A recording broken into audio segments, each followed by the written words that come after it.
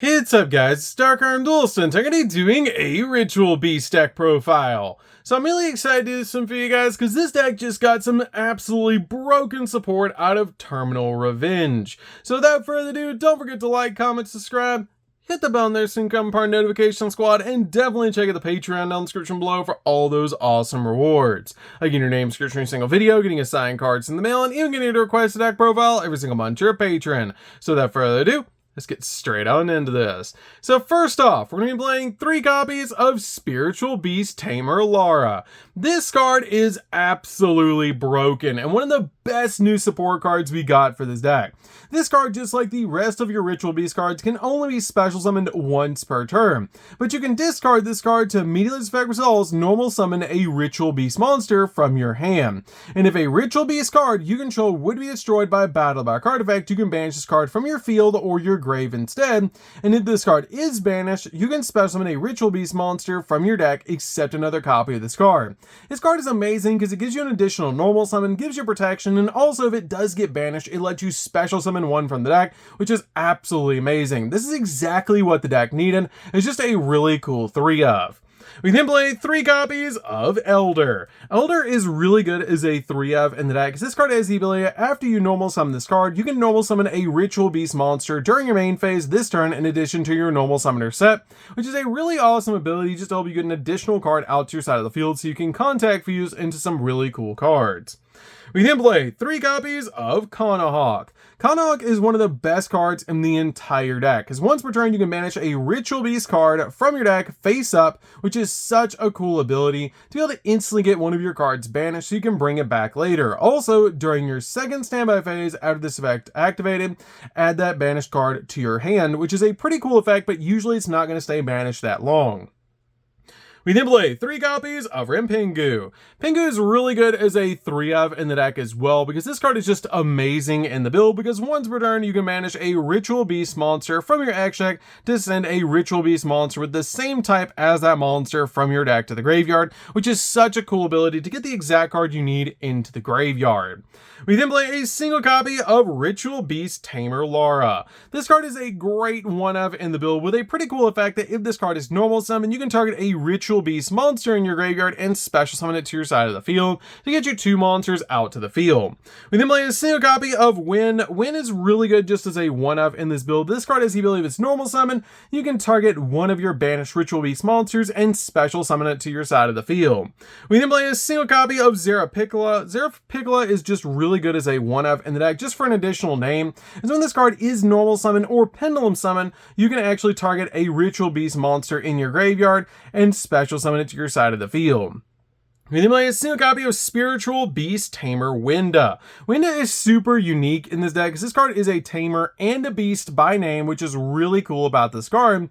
But if this card in its owner's possession is destroyed by your opponent's card, then you can actually special summon a Ritual Beast monster from your deck or your X deck, ignoring its summoning conditions, which is such a powerful effect. But it's so easy to get this card as a combo piece that you really just need a single copy. We then play a single copy of a Paleo. A Paleo is also really good just as a 1 of in the deck, just for an additional name. And this card is really good to be able to play in the build. 1 copy of Petalfin. Petalfin's also really good to be able to play as a 1 of in the deck. I really like playing your copy of a Paleo and Petalfin at 1. I don't feel like you need any more than a single copy of these cards, but they're really good in the deck to be able to play as 1 each. We then play the Nemesis package, which is going to be a single copy of Nemesis Flag. Nemesis Flag is really good because you can search it off your copy of Banshee so we can step into our copy of Colossus or another spicy tech card we're playing in the deck. We then play a single copy of Corridor so we can step into our copy of Colossus, which is really good to be able to just instantly get out a copy of Colossus to our side of the field because this deck banishes cards like crazy. We then play a single copy of Protos, which is our really spicy tech card to be able to also play with our Nemesis package. And this card is so easy to get onto your side of the field in this deck, as this card is searchable off your copy of Flag and has the ability to kind of be normal summoned or set.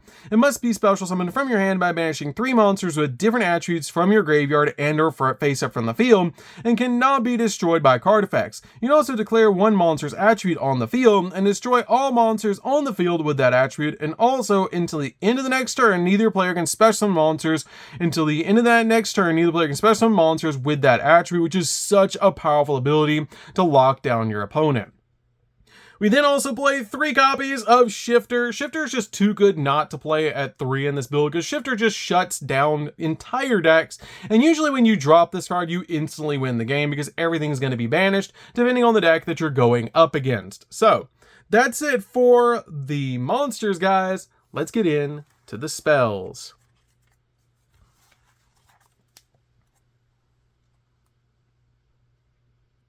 So for the spells, we're going to start with a single copy of Called by the Grave. Called by the Grave is really good as a 1-of in the deck to basically just stop your opponent's hand traps while you're going in for all of your plays. We then play 2 copies of Pot of Prosperity. Pot of Prosperity is really good as a 2-of in the build, but you only need 2 copies of this card for the consistency of the deck. His deck is already consistent enough, plus we don't want to banish too many of our extract cards face down. With this particular deck, you usually just banish 3 to be able to reveal 3 so that we can get the exact card that we need.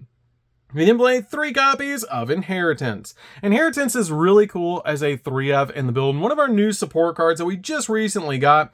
And this card is really cool because monsters that your opponent control lose 200 attack for each different type monster among the Ritual Beast monsters that you control, which is a pretty cool ability. This card also has the ability that you can reveal a Ritual Beast monster in your hand and add a Ritual Beast monster with a different type from your deck to your hand, then discard a card. And if 2 or more monsters are special summon to your side of the field at the same time, you can actually target a monster on the field and change its battle position, which is a pretty cool ability to be able to use.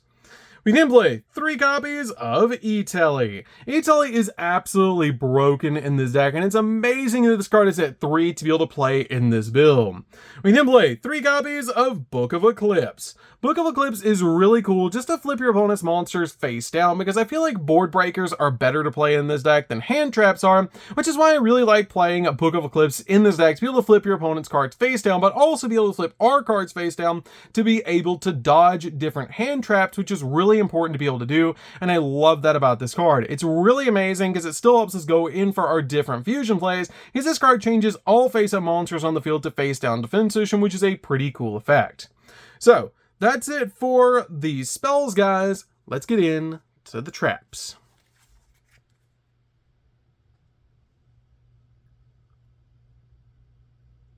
So for the traps, we're going to start with a single copy of Steeds. Steeds is really good as a 1-of in the build because this card has the ability, if you control a Ritual Beast monster, destroy monsters on the field up to the number of Ritual Beast monsters that you currently control, which is a great effect to be able to pop multiple cards on the field.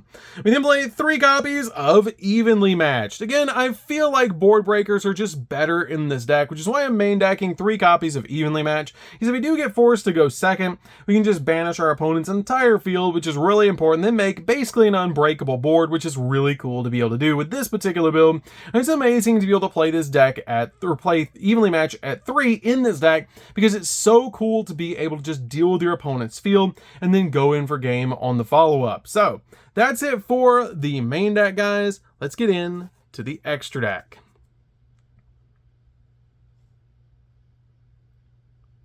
So for the extra deck, we're going to start off with our new Ritual Beast Fusion. This card is a great 2-of in the build, but you only need 2 copies of this card. This card is a really cool effect that it must be special summon your extract by banishing above cards from your field or your grave. And you can only special summon this card once per turn.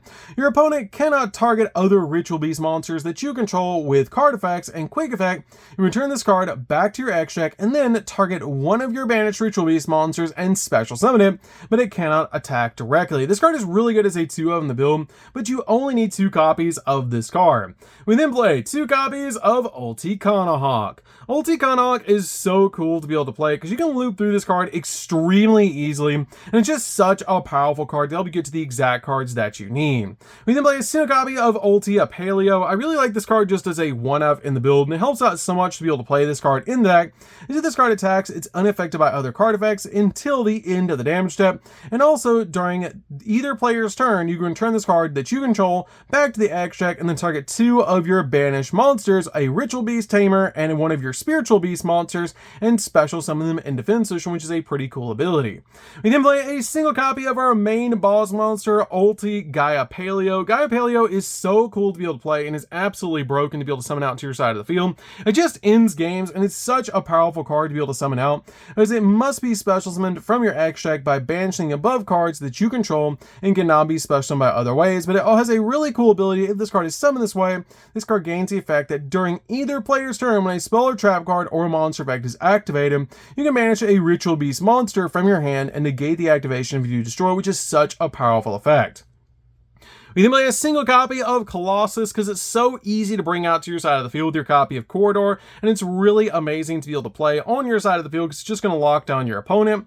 We then play a single copy of Banshee. Banshee is really good to be able to play in the deck because it can search out your copy of Nemesis Flag. They can then search out either your copy of Protoss or your copy of your Corridor, depending on the matchup that you're going into. We then play a single copy of the new Ritual Beast Link monster. This card is so cool to be able to play in the deck, and it's amazing this deck actually got a Link 4.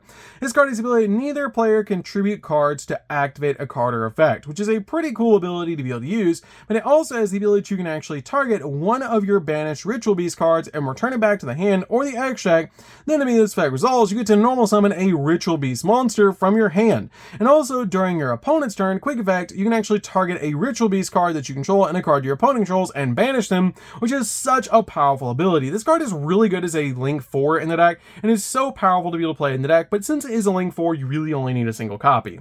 We then play a single copy of Appaloosa. Appaloosa is really good to be able to establish on our side of the field to give us multiple monster negates on the field. Play a single copy of the Fire Charmer. Fire Charmer is just really good to be able to make in the deck, so we can bring back a fire monster from our opponent's graveyard to our side of the field and just keep Link climbing. We play a single copy of Kamoon Falcos. This card is really good just as a 1-of in the build. I don't feel like you need any more than a single copy of this card, but it's amazing to be able to play in the deck. One copy of SP Little Knight. SP Little Knight is really good in the build overall. If you don't have SP Little Knight, you can change it out for Nightmare Unicorn if you want to play a copy of Nightmare Unicorn instead, or a copy of Phoenix, which this card is just really good overall because this card is a double interruption. We then play a single copy of IP Masquerena, so we can go for SP Little Knight or Appaloosa during the opponent's turn. And then finally, a single copy of Link Spider. Link Spider is just really good in the deck, so we can out Nibiru tokens, and it's really good overall. So, that's it for the deck, guys. I hope you did enjoy. This deck is super fun to be able to play, and it's amazing with all the new support that we recently just got for this deck. It's really fun to be able to play, and it's absolutely broken the support that we got, especially our new main deck cards, and I absolutely love the new Lara, which is such a powerful card for this deck. So, that's gonna do it for this one, guys. Don't forget to like, comment, subscribe, hit the bell in there so you can become part of the notification squad, and we'll see you guys in the next video. See you later, guys.